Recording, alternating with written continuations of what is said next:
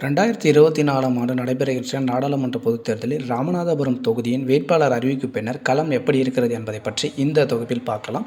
ராமநாதபுரம் தொகுதியில் திமுக சார்பில் ஐயுஎம்எல் கட்சியின் வேட்பாளராக நவாஸ்கனி மீண்டும் எம்பி தேர்தலுக்கு போட்டியிட உள்ளார்.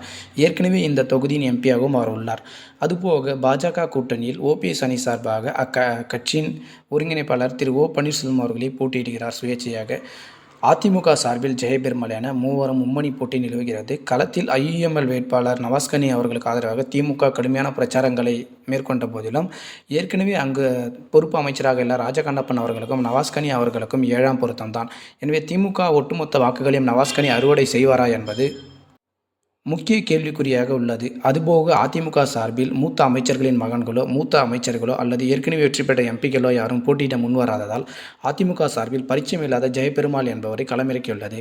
மேலும் தொகுதிக்கு அவர் சற்றும் சம்பந்தம் இல்லாதவர் என்றும் கூறப்படுகிறது. ஓபிஎஸ் சார்பில் ஓபிஎஸ் அணியின் மாவட்ட செயலாளராகவும் தற்போது ராஜ்யசபா எம்பியாகவும் இருக்கவுள்ள தர்மர் அவர்கள் களப்பணியில் தீவிரமாக ஈடுபட்டு வருகிறார்.